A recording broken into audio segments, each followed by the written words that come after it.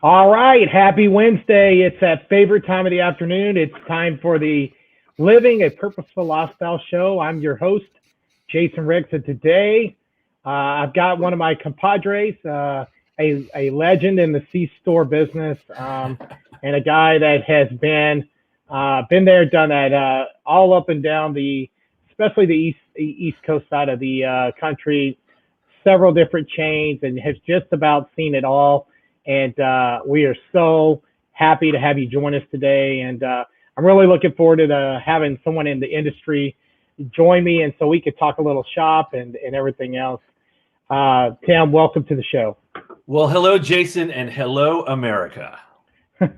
So a lot of you out there know Tim, and he has some of the best videos going and some of the best videos around. He sent me some really nice birthday videos that just had me cracking up. So I appreciate those wishes, Tim, and it really meant a lot to me. So thank you.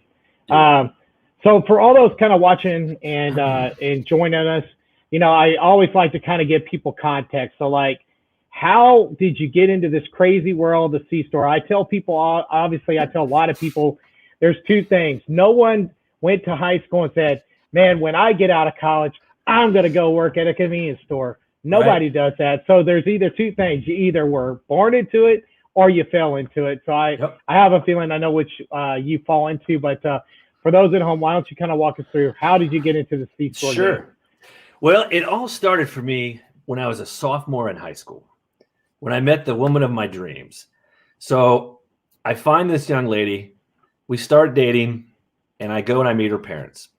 And her dad happens to be the senior vice president of marketing and operations for Speedway.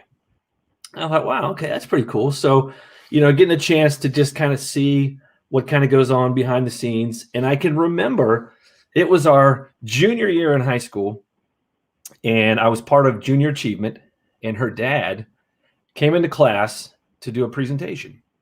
And he's kind of talking about giving an overview of marketing and what people do in the C-store business. And when he was done, he had refillable mugs for everyone. And you want to talk about a rock star, that man was a rock star. So I thought, man, okay, this is pretty cool. I like what he's talking about. I love the events. And quite honestly, you know as well as I do, Jason, a convenience store is really just a concession stand for adults. So we know how much we love concession stands as a kid. So as an adult, you're thinking, okay, these are a lot of things that I enjoy doing. So I might want to pursue this path. So when I graduate high school and I'm going off to college, I worked my first 2 summers. At the time, Speedway had their own self-distribution. So before E.B. Brown bought them out, they had their own distribution center called Beaux-Art. So I spent my first 2 summers loading trucks, picking orders, working with receiving. So I got a chance to see that. I go off to college, and I'm working in pretty much every bulletproof box that Speedway had up in Toledo. So I'm getting a chance to fill in. I'm a floater, and I'm seeing all this stuff. And I did the 5-year plan in college, so I got to see a lot of time in stores. So then I would come back in the summer, and I moved into the sales accounting side. So I got to see how reports were done and how that processing worked. So you're starting to build kind of a network of, okay, I can see how this thing is going from start to finish. So as I'm getting ready to graduate, I was going to go into the district manager training program with Speedway. And I got a call one day, and this was probably March of my 5th year, senior year. And I was going to be getting married in September to my girlfriend, who is my wife to this day. And I get a call from my father-in-law, and he said, hey, listen, he goes, I put a policy in place years ago that basically says that you can't be within 3 levels of someone in your own family. And even though we're not related now, I know that you're about to marry my daughter. And quite honestly, that would be kind of a conflict of interest. So I guess as, stunned as I was at the time, so I'm thinking, man, this is what I really wanted to do. To me, that was the first lesson in business ethics and integrity. I thought, you know what? Here's a man that is at the top. So he could probably do whatever he wanted to do. But that's a policy he had in place, and you're not bending the rules. So right there, I knew, okay, I mean, granted, I had already been, dating his daughter for, 8 years. I knew what kind of guy this man was. So he was a professional as well as a personal mentor for me. So I chose a different path. I got into footwear and athletic retailing. I did that for about 4.5 years, and we became pregnant with our first child. And when you're in that type of retail, if you have a district, your district might consist of 5-6 states. So you might be gone a lot. And I knew in the convenience world, you could have a district and be home every night.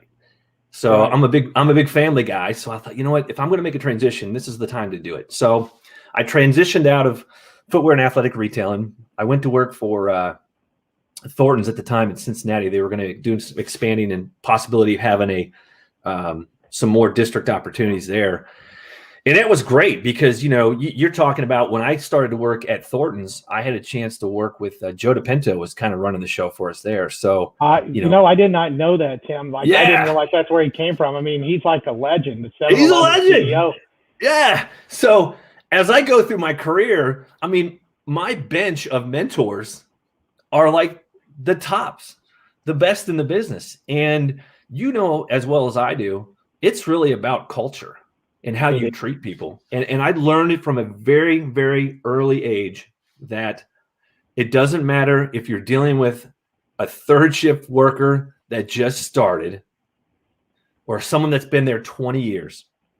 Mm-hmm. You treat people the same way. And like I said, when I first started dating my wife and we would go on trips with her mom and dad, we're visiting speedways, getting gas on the trips. And I watch the man and I see how he interacts with people. And for me, I guess the thing that I've always aspired to is that if you're a person that can walk into a room and instantly change the mood, that is legendary. And for him, he could walk into a room full of 200 people and 175 people are going to be super excited to see him. And the other 25, they've just never met him.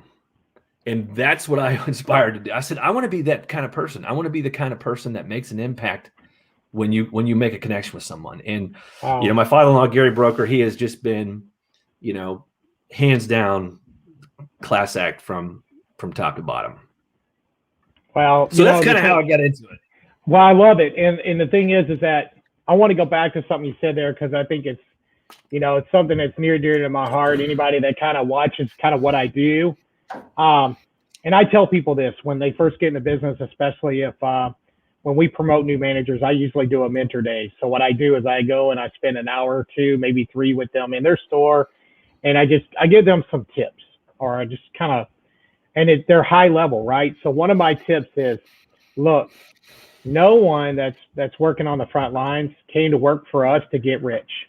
Mm-hmm. So there's right now I'm in one of my stores. I'm actually above it. We have a little office here. There are no kidding. There are at least 15 places within a half mile either way of this location that they can go make what they make here. So then how do we make a difference to make this a place people want to work and a place people want to come? And there's only one way you do that. And you touched on it, and that's culture, right? And the thing is that we may not be able to offer, $20 an hour, but what I can offer is a fun, fair, uplifting environment and that you'll be recognized for the great work that you do. Mm-hmm. And I have found that over time that for whatever reason, that seems to really resonate with our frontline associates. It's amazing to me how low the standard is for frontline employees these days of what they expect. I mean, so many are like, they look at me like I'm crazy when they first meet me because there's this ball of energy. And you're like, you're the VP, you're the director, right. You're the guy. And I'm like, yeah, that's me. And they're like, You sure? Yeah, Yeah. that's me. I'm just Well, so and we talked about this, I think, on one of our phone calls before, and I refer to it as a corporate pelican. So when people come into your store, especially from the home office, and they see things that aren't done, there are many reasons why that's happening. You could have a lot of out of stocks on your shelf. You could have trash outside. There's a lot of things that could be taking place, but you don't want to come in and, as a pelican would, just crap on people and leave.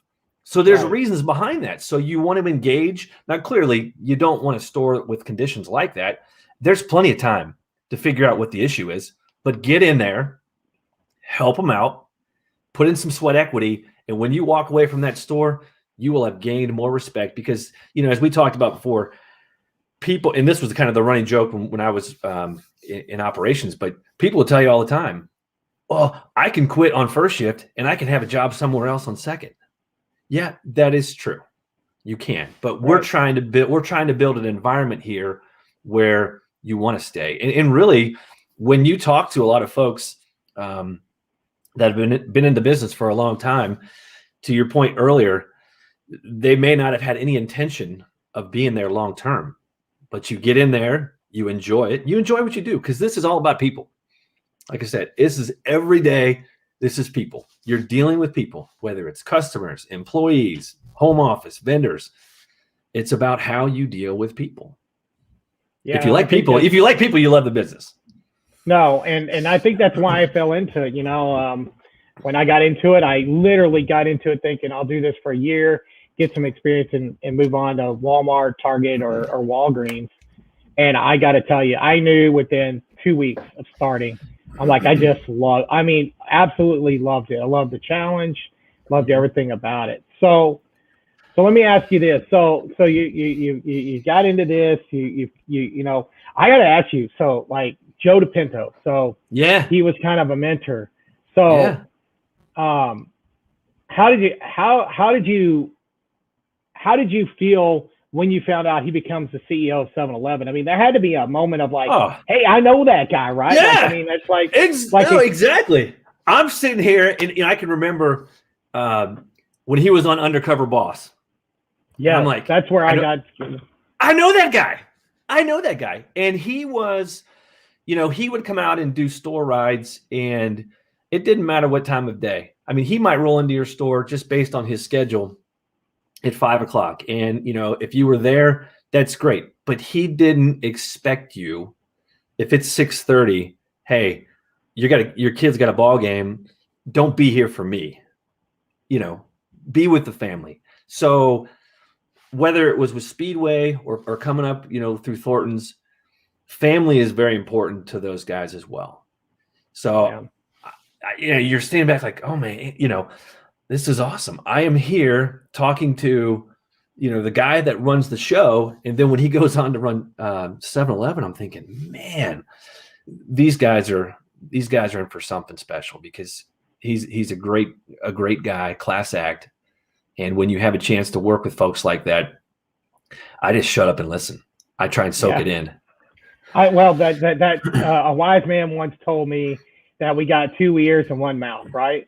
Yeah. So yep. So I guess the next thing that I'm curious to hear is when you got into the business, at what point, kind of in your journey, did you like really think, man, I just really love this? Like, how long did it take you before you really felt like you were right where you should be? Yeah, I tell you, being in retail really all my life, coming out of college, I really wanted to do that part of it. And then, like I said, I got a chance to see a different side of retailing. Clearly when you're working in a mall type atmosphere, you do close. So that was the shift when you go into C stores, you never close. So you're always, if you're a people kind of guy, you're always, hoping things are running smoothly. I can remember, being a store manager, it was always that time around 10 o'clock, 10:15, you're thinking, okay, if I can just get through the next half hour with getting the call that my third shift guy called off, I'll be fine.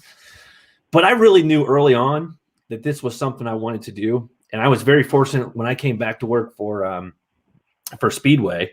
The first district I had was in northern Cincinnati. So I had Kings Island, which for folks that know, that Kings Island is a huge amusement park, northern Cincinnati. And one of the challenges that I put forth to my team is that I want to have the best mystery shop at probably the most insanely busy store. And we did. We finished, and it was, I don't know, it was 2002, 2003, but we had the highest mystery shop score at one of the craziest stores around. So for me, having a sports background, I'm super competitive. So hey, man, when you're in your operations side, you know, you're always putting yourself like, okay, how do my stores ranking against other districts? How's the region ranking? So that provided that competitive drive for me, because I mean, I still, to this day, I still try and play basketball. I still try and play soccer, but there's nothing like having that competitive desire to be the best at what you do. So on the category side, it shifts a little bit because, you know, you're not looking around the meeting and saying, okay, I want to be better than the food guy or better than the packaged beverage guy. It really shifts into more of an internal drive. I want to be the best at what I do. So I push myself, and that's what keeps me up at night. How do I get better every day at what I do? Because if I'm great at what I do, then all the people that I touch, operations, they're great. They're achieving their goals, because, you know, I can put together plans all day long, but if operations can't execute, I always come back to me first. Was there something I didn't do in the communication? Was there a flaw in the layout? Because you want to make it simple, you know. I know we've talked about this before, but, you know, I've been in the industry for a long time, and whether it's the job of a DM, whether it's a job of category manager or what have you, those jobs have relatively stayed the same. Your responsibilities are going to vary a little bit, but the job of a general manager has changed so much over the years, and what we expect them to do and what we need them to do. So all the years that I've had in operations has really put me in a better position to kind of have that mindset of store back. If I'm going to put this program in place, how's it going to affect the end user? Because it's so much different than what it used to be. Yeah, you know, with the advent, or, you know, if you look at where food service is today in the industry versus where food service was even back in, let's say, 2008, 2009, right? It has come so incredibly far, and that's added a whole new level of complexity of general management.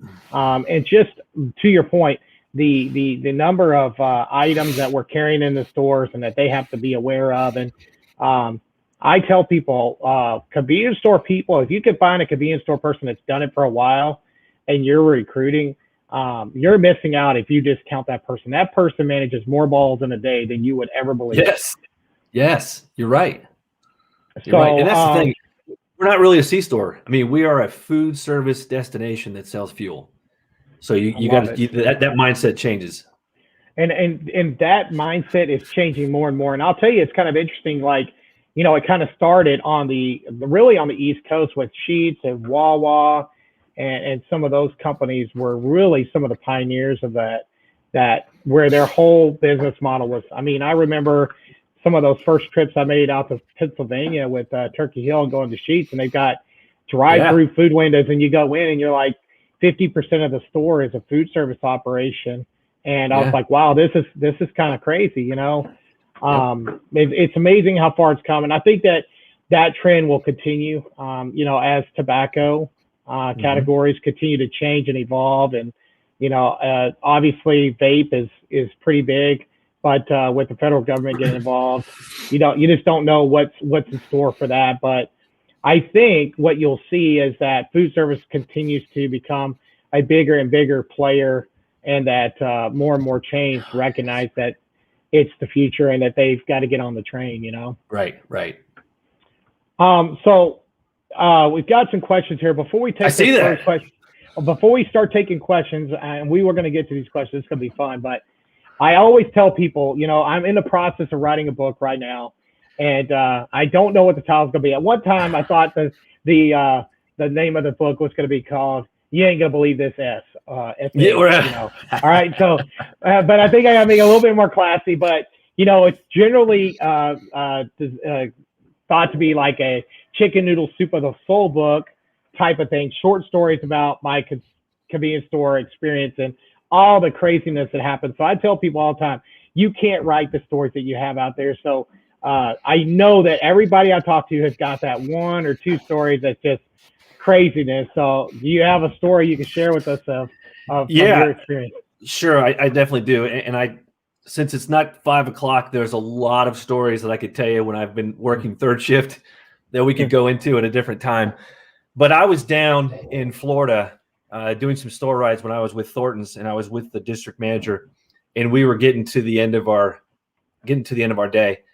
And we were getting ready to head back to where my car was parked. And she had been a district manager probably less than a year, I would say.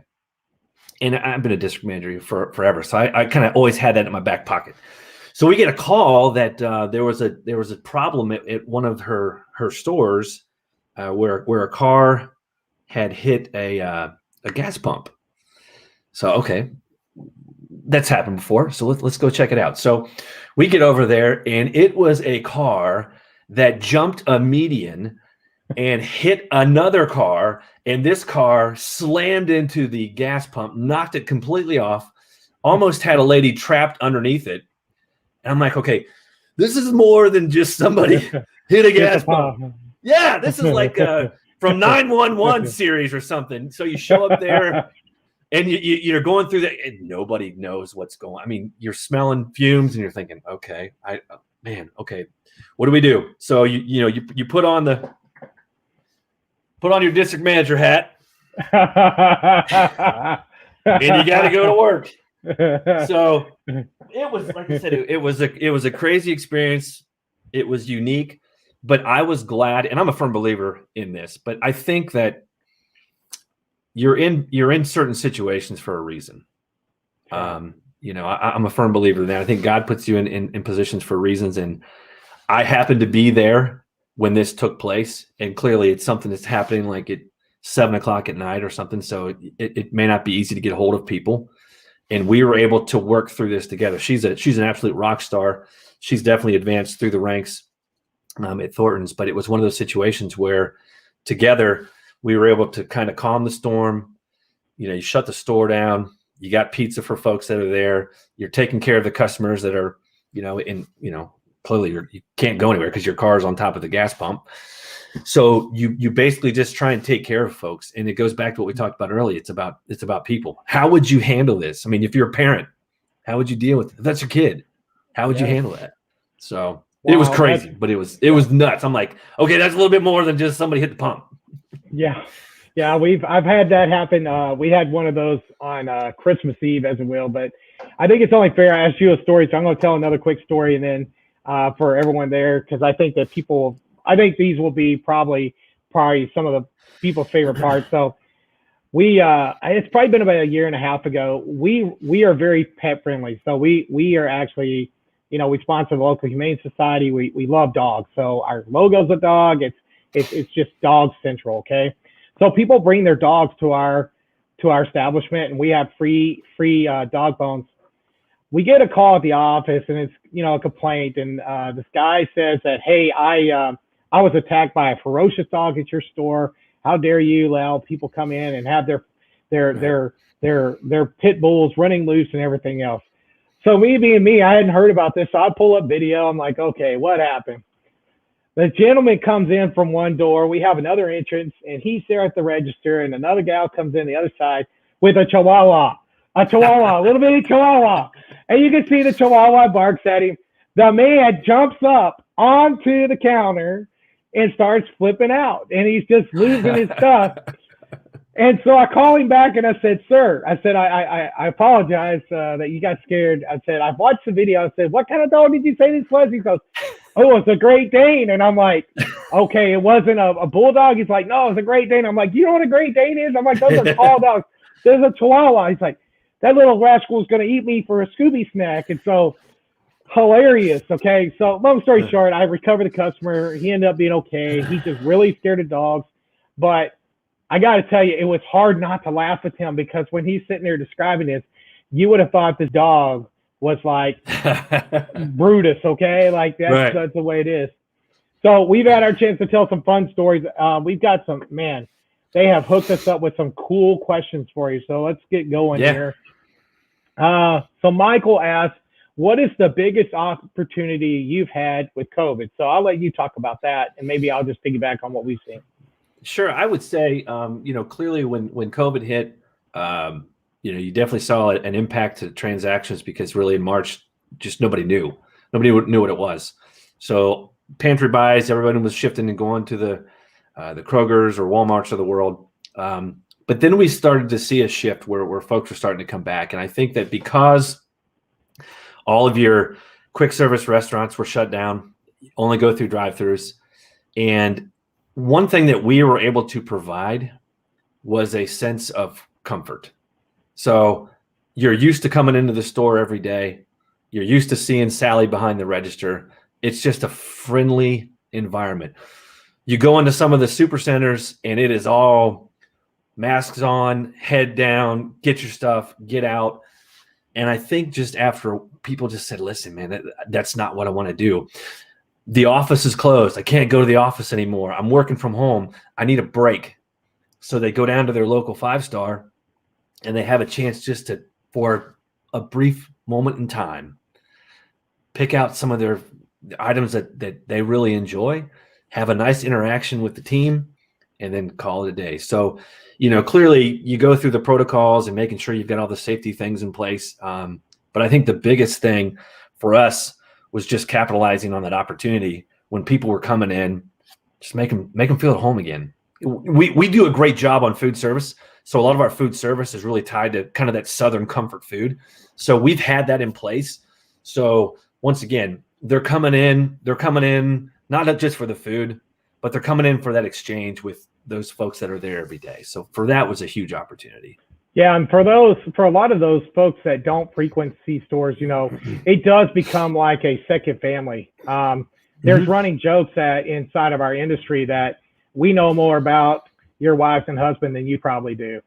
So yeah, it's just one of those fun things that you just really get to know them. I mean, you see them most of the time. We see a lot of our customers in the morning commute, at lunch, and then again at the drive home, and sometimes again late at night. But I think you kind of nailed that answer, Tim. So I'm not going to go too farther into it. I would just say that what we've seen is the hardest thing about COVID for us, and I'm sure for you guys, is from a staffing point of view and making sure that we're being safe while also being able to service the customer and stuff. So it created its own challenges. But I will tell you, I'm very proud of my team for all that they've done and how they handled it. I mean, I could not be more proud of the way they've handled themselves.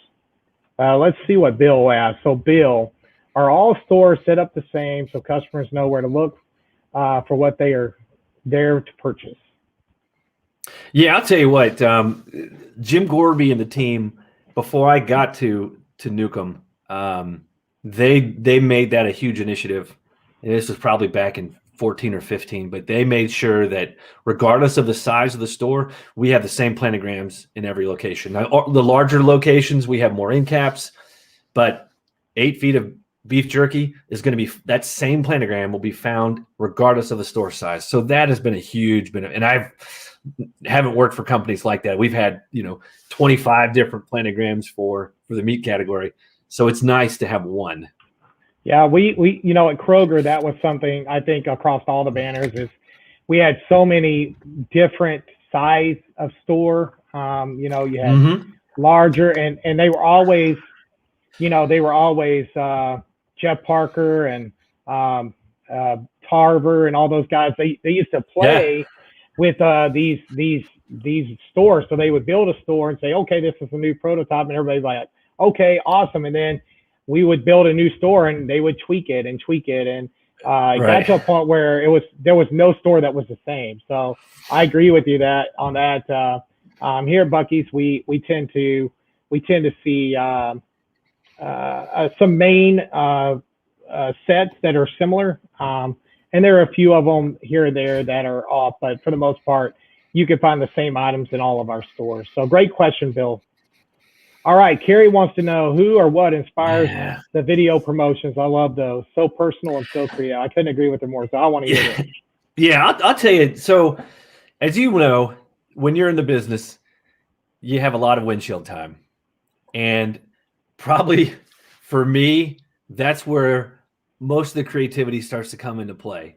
I'll hear a song on the radio and I'm like, okay, how do I incorporate that song into a video? So I have a little notebook. I have a little notebook there on my dash, and I'll write down songs and just kind of come up with ideas. But really, a lot of that just kind of comes with just the bizarre sense of humor that I have. And really, for me, it was really, okay, how do you do something? I mean, I've been doing these birthday videos for a long time. That's really where it started. I started sending out birthday videos to folks, and I sent a few to our leadership team. And one day somebody came back and said, those are kind of funny. Would you ever think to do something for us on our social media sites? I thought, sure. I said, I can do that. So it is, it's fun because, you go into my basement here, which will be my lab, and I'll just knock them out in a day. So when I'm doing March Madness, if March Madness, there's 20 videos, I'll just kind of have an idea of what I want to do, and then spend a couple hours down there doing crazy stuff. And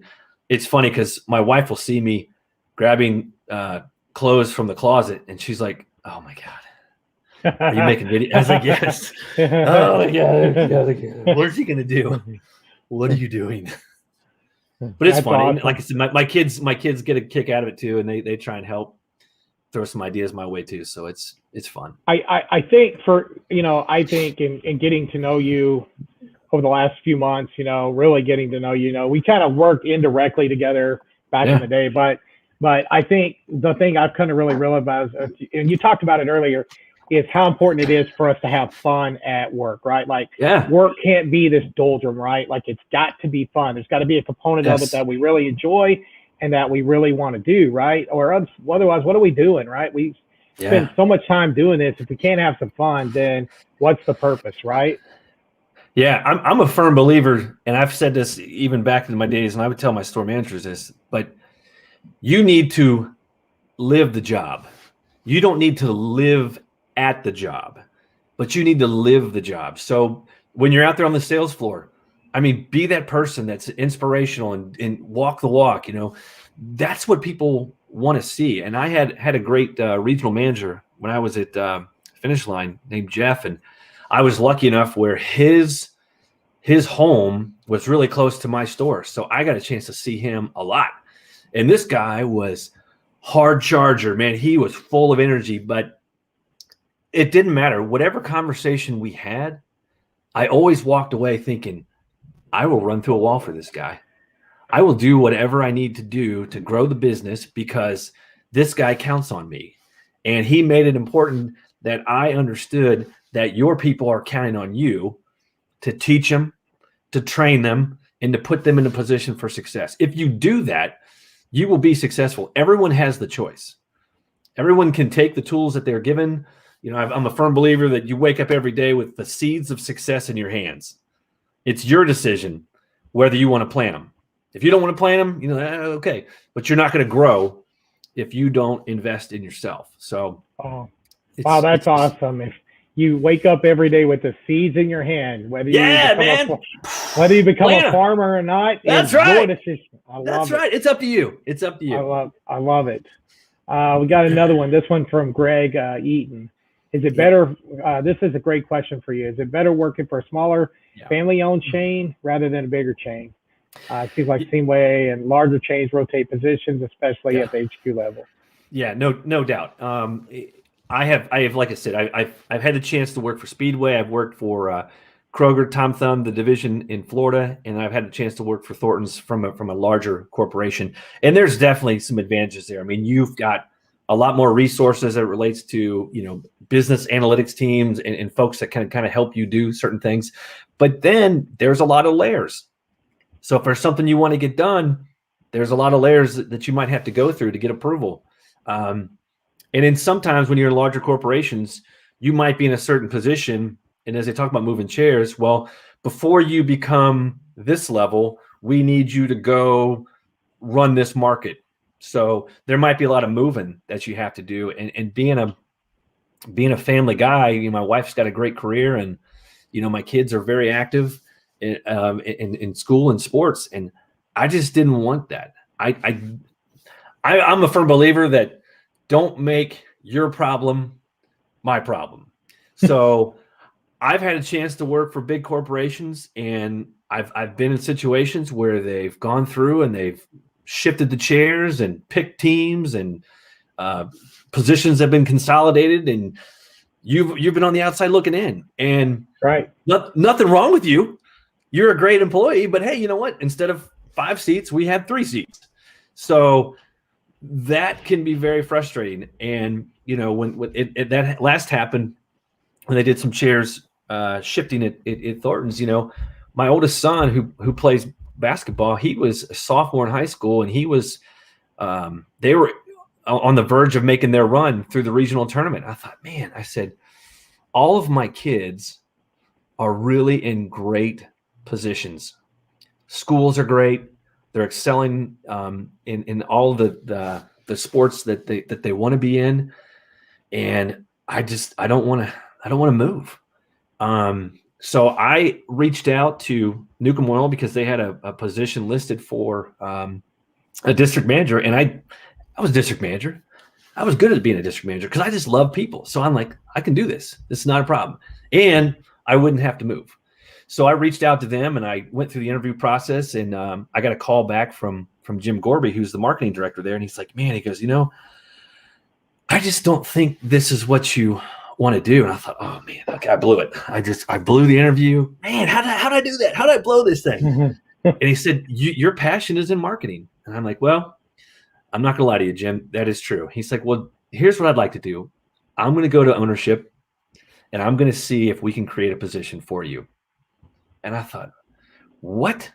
There's a guy that's going to take a leap of faith in me, and it worked.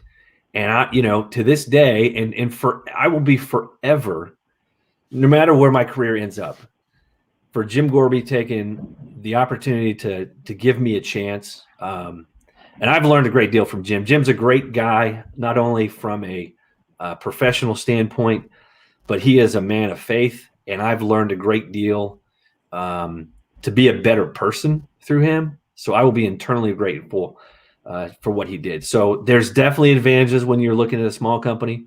If I have an issue and I want to get something done, there's like 3 doors that I have to walk through.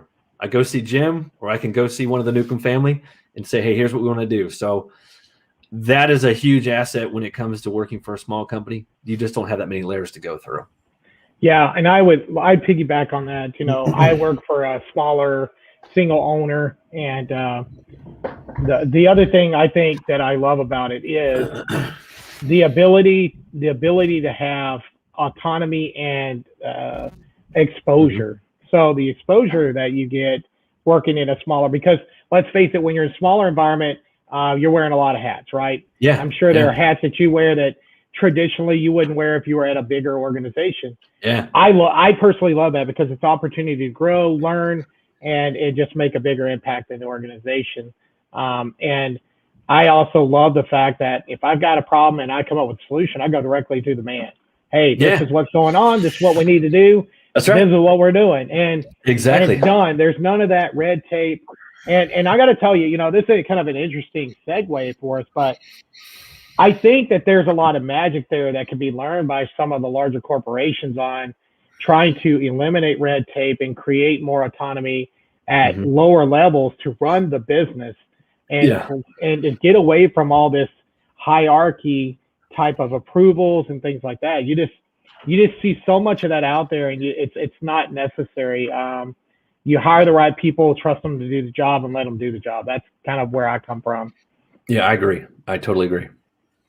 Let's see. So I guess, you know, the next thing I kind of was curious about is, you know, what do you see is next? I mean, so from our industry, you know, we talk a little bit from time to time about where we see the industry go, and I'm just curious where where you see things being, let's say 5 years from now in our Yeah. industry?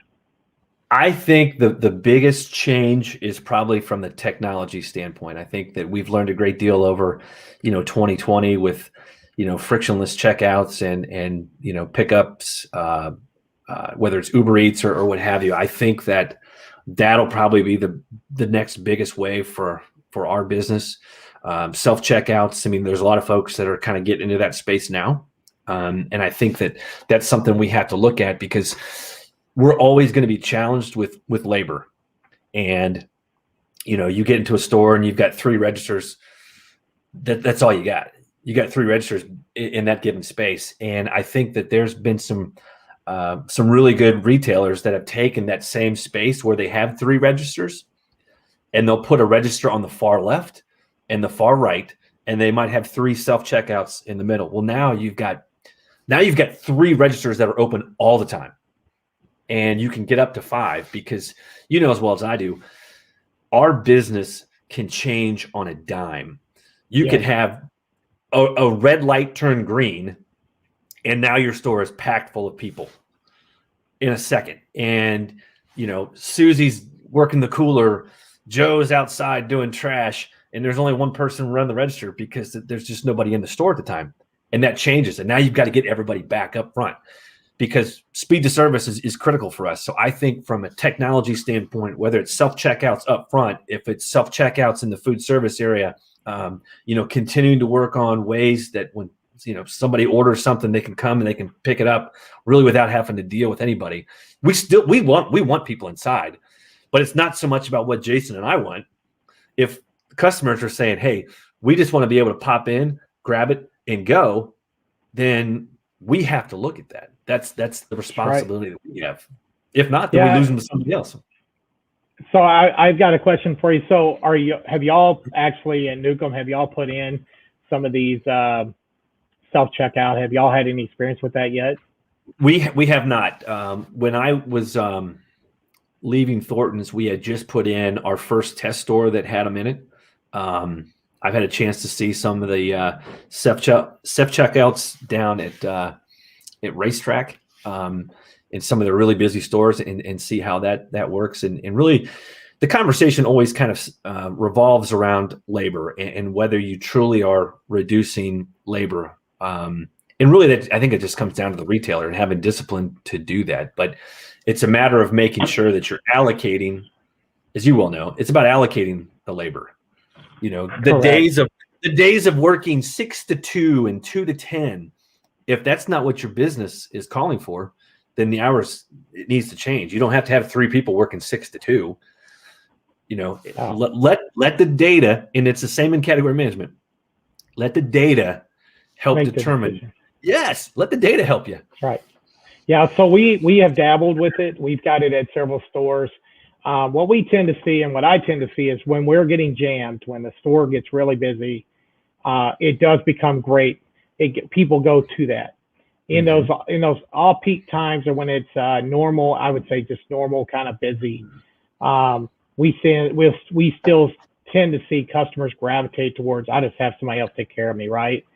And I don't know if that's from prior experience with other, like the Walmarts and other big box that have done this. Some of those can be a pain in the neck to use if you're not real familiar with it. I will tell you the technology that I've seen that we're using has been tremendous and very, very easy to use. So I agree with you. I think it's going to be a huge piece of innovation for us over the next probably 5 years. I think that's a good call out. Well, as we kind of wrap up, I'm going to let you take the floor. So what I'm going to do while you're talking through this is I'm going to get ready so we can do the drawing. One of a really good friend of mine has reached out. He's sponsoring the show in a small way, and he wanted to do a $100 gift card this week in honor of my birthday for all of you that have. So that was very kind of him, and he didn't want any recognition. So I told him, all right, I'll leave you out of it. But for that person, I really appreciate you doing this. But I want to honor these people who have given us questions and participated today. So I'm going to get that ready, but I'm going to give you the floor. share with us. I always do this kind of thing to show where I ask people like, there's somebody watching maybe that needs that talk of passion and purpose and finding it and how they can live a more purposeful life. So why don't you take a minute or two and just kind of use this platform to really speak that? I mean, I know you're a man of faith, so I got to believe this is going to be good. So the floor is yours, my friend. Well, I appreciate it. So first of all, I'd like to say thank you and toast you for all that you do with your LinkedIn lives, your posts on Facebook, and really just putting out some positive energy, because quite frankly, in the society we're in right now, there's just so much negativity, and we all have a choice, and we have a choice to be positive, if you will, and you have the choice to impact people. And I have made the choice that I want to spend my time trying to have a positive impact on people. And as I talked about before, I aspire to be that guy when I walk into a room that I can change the temperature of the room. I want people to truly enjoy what they do. And once again, we have choices out there, and it's about culture. We talked about culture. You got to walk the walk, you got to talk the talk, but at the end of the day, it's about people. This business is all about people, and just taking the time to get to know folks. You're going to have the opportunity, and I found it in many occasions, that you're going to learn a great deal if you just take the opportunity to truly listen to what people have to say. So when I go into a store, I try and listen. I try and listen to understand rather than listen to try and respond. And sometimes you can see that when you're talking to somebody, you're like, they're not listening. All they're doing is thinking about, okay, what am I going to say next? What am I going to say next? So when you go in there, put the phone in the pocket, engage with folks, get involved. Once again, being a sports kind of guy, I truly believe that I'm a coach, and it's my responsibility to bring that positive energy, because that positive energy that you bring to the table, it's not about you. It's about what that positive energy can do for somebody else. And I know we've heard this story all the time, but when you meet somebody, you do not know their story. Chances are you don't know the background on them. And I have had my face ripped off before by customers that are just mad. They are just so mad. I had a lady one time when I was in the store. It was a single mom and her son, and she came in, and I'm in charge of the beef jerky, and she comes in there, and she is mad because he wants the beef jerky and she can't afford it, and she's mad, and she's just livid, and we can't do this, we can't do this. And I thought, you know what? She has no idea who I am. I said, ma'am, do me a favor. I said, grab what you need, take it to the counter, and I'd love to take care of it for you. And that's that whole idea of paying it forward. It was a super, super small gesture, super small. But when you think about the impact that you could potentially have on her and her son, I mean, that's, we talked about before. That's why we're here. Absolutely. There's going to be a day when the good Lord is going to say, hey, Tim, it's time to come home. So you need to do everything you can to make a positive impact on people while you have a chance.